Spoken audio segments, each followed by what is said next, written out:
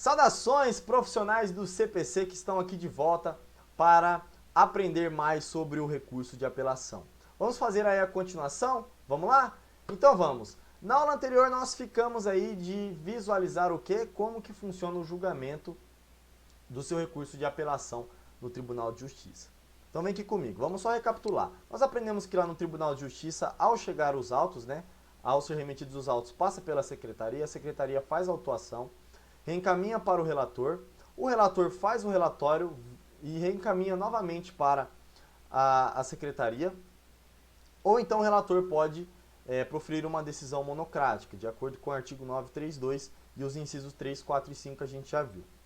Quando o relator faz o relatório e encaminha para a secretaria já marca uma data para julgamento, tudo bem? E quando o juiz profere uma decisão monocrática, você tem a opção aí de interpor um agravo interno. Ok? Você, futuro doutor ou futura doutora, advogado. E qualquer um dos dois casos, haverá então o julgamento na data marcada. Chegamos aí então no nosso julgamento. Lembrando que qualquer um dos desembargadores aqui, dos juízes do Tribunal de Justiça, poderá pedir vista dos autos no prazo máximo de 10 dias, conforme a gente viu no artigo 940. E estamos aqui agora no tão esperado julgamento. Olha só, se a questão a ser discutida aqui no recurso de apelação tiver mais de uma matéria, olha só, mais de uma matéria. Então imagina que você, no nosso caso lá, a gente tem a gente tem a apelação do seu cliente, ok? Que ele está impugnando a decisão que disse que deveria ser X, mas na verdade ele não quer, tá? Capítulo X da decisão. E a gente percebeu que o apelado, ele incluiu ali nas suas contrarrazões matéria de decisão interlocutória não preclusa pelo artigo 1015. Então nós temos aí mais de uma matéria para ser discutida. Nesse caso aqui, os juízes, ou seja, os desembargadores, eles deverão analisar uma por uma dessas matérias. Se tiver 10 matérias para serem discutidas, eles devem analisar uma a uma. Então eles pegam lá, vamos analisar aqui a matéria X. Aí todos eles vão dizer ali a sua opinião, seus fundamentos, e no final eles vão proferir um voto. Beleza? Aí eles vão pegar outra matéria. Vamos pegar agora a matéria Y, a matéria Z, a matéria A. Então tem que ser um por um sob pena de nulidade, tá? Por quê? Porque isso aí pode dar confusão ali na hora da votação e isso aí causa falseamento dos votos, ou seja, falseamento dos resultados. Bom, além disso, cabe ressaltar que no momento em que os nossos desembargadores estão decidindo, vamos lá, imagine que o relator, ele profere aqui a sua decisão primeiro, tá? Então a gente tem aqui uma sequência de decisão. O relator proferiu primeiro, o segundo juiz proferiu em segundo, e o terceiro aqui foi o terceiro a votar. Imagine que o relator, ele entendeu em seu voto que, olha só, segue comigo o raciocínio para você não se perder. O relator entendeu que não é caso de reforma da decisão judicial. Então o voto dele é não para a reforma, ok? O segundo juiz, o segundo desembargador, ele já entendeu que é um caso positivo, que deve haver a reforma. Então ele votou o quê? Sim. Votou pelo fundamento que defende a reforma. O terceiro, seguindo o entendimento do segundo, também concordando com o segundo, votou o quê? Sim. Então nós temos aqui 2 contra 1. Então, qual é o voto vencedor? O voto de sim. Nesse caso, como o segundo juiz, que teve o voto majoritário, ele foi o primeiro a expor esse fundamento e a votar sim, então ele será o responsável, olha só, esse camarada aqui nosso será o responsável, vamos anotar aí na apostila, hein? será o responsável por redigir o acórdão, tá? Então ele é quem vai redigir todo o acórdão e como que foi a decisão. Então é isso que você deveria aprender. É dessa forma que funciona aí o julgamento da apelação. Agora nós iremos ver o processamento da apelação em caso de indeferimento da inicial. Isso aqui é importante porque a gente tem alguns critérios aí que mudam. Nesse caso aqui, nós estaremos diante de uma sentença. Olha só aqui a sentença. Uma sentença que está de acordo com o artigo 330, opa, aqui é um 3, do CPC. Ok? O que diz o 330 do CPC? Vamos só recapitular para o nosso conhecimento ficar bem certinho. Vamos lá. 330 do CPC. Acompanha comigo aí na sua apostila, por favor. A petição inicial será indeferida quando? Se nós estamos tratando de indeferimento da inicial, então a gente tem que entender o que é indeferimento da inicial, né? Pelo menos recapitular o nosso conhecimento.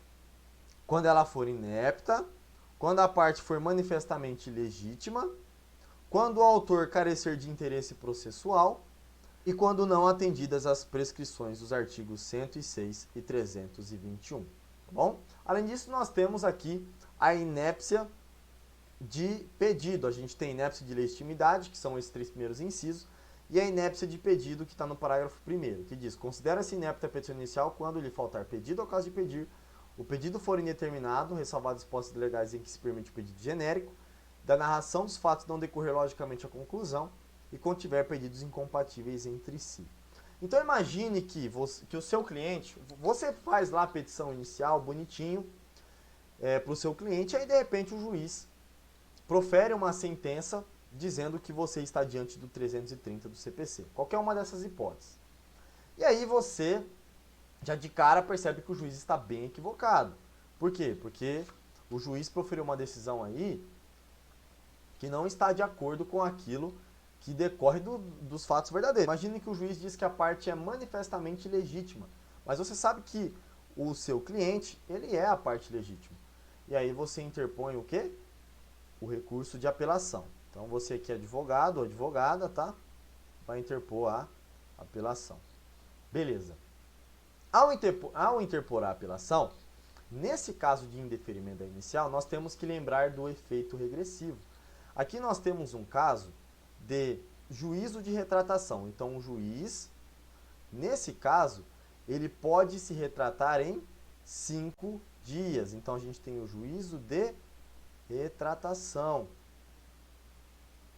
Então o juiz tem um prazo de 5 dias, olha só, para se retratar, para voltar atrás. Se o juiz não voltar atrás, o que vai acontecer? O juiz vai citar, não é intimar, citar a parte contrária para que a parte contrária apresente as suas contrarrazões. Então aqui haverá, vou até mudar de cor para você aprender certinho, ó. Aqui haverá o que? A citação. Porque até então, o juiz indeferiu a sua peça inicial, não teve os procedimentos do processo. Já de cara, você peticionou, o juiz já proferiu uma sentença de indeferimento da inicial. Então você apelou, o juiz não se retratou e já citou a parte contrária para apresentar contrarrazões. Se o juiz se retratar em 5 dias, ele citará a parte contrária, não para apresentar as contrarrazões, mas para apresentar a contestação, tá? Porque aí a gente vai ter o procedimento do processo, o devido procedimento. Porque o juiz se retratou, falou: opa, peraí, errei, então vou citar a parte contrária para apresentar a contestação, ela vai seguir o processo, tá? Desculpa aí, autor, desculpa aí, advogado autor, o juiz aqui eu tava meio aéreo que errei, beleza? Agora o juiz falar: não, eu não errei, bateu o pé, não errei, eu tô certo. Aí ele citará para as contrarrazões. Após isso, após ter as contrarrazões aí, e também após ter a apelação em mãos, o juiz fará a remessa dos autos para o tribunal. Tudo bem? Agora a gente vai para o processamento da apelação em caso de improcedência liminar do pedido. Professor, tem muita diferença? Não, não tem muita diferença com o que a gente aprendeu ali atrás. Olha só como que funciona. Vamos lá para o artigo 332, só para a gente recapitular o que é improcedência liminar do pedido. Eu acho importante. Ah, professor, eu já sei. Calma, vamos reforçar o conhecimento. É tão bom reforçar, vamos lá. Da improcedência liminar do pedido. Nas causas que dispensem a fase instrutória, o juiz, independentemente da citação do réu, julgará liminarmente improcedente o pedido que contrariar. Aí a gente tem uns incisos. Súmula do STF, do STJ, acórdão proferido pelo STF e STJ, entendimento firmado em IRDR, que é incidente de resolução de demandas repetitivas, enunciado de súmula do Tribunal de Justiça sobre direito local, e a gente tem aí os parágrafos que não tem necessidade de efetuar a leitura, tá bom? Então vamos lá. Imagina que o juiz então profere ali a sua sentença de acordo com o artigo 332 e os incisos que a gente acabou de ler, tá? Vamos pensar aí o inciso 1. 332, inciso 1, que contraria aí entendimento do STF, do STJ. Pois bem, aí você de cara bate o olho e fala, não contrariei nenhum entendimento de STF e STJ. Esse juiz tá biruta, esse juiz aí tá comendo bronha. Aí você já interpõe já apelação, né, para ajudar o seu cliente.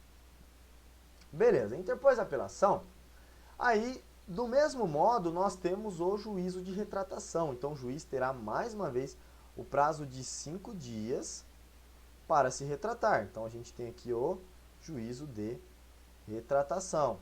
Famoso efeito regressivo, não é mesmo? Então, 5 dias aí para o juiz se retratar. Pois bem, se o juiz se retratar, a sua sentença perderá a eficácia. Então, essa sentença aqui a gente esquece ela. Não terá eficácia alguma. E o processo vai continuar. O juiz vai mandar citar a parte contrária para ela apresentar o quê? A sua contestação.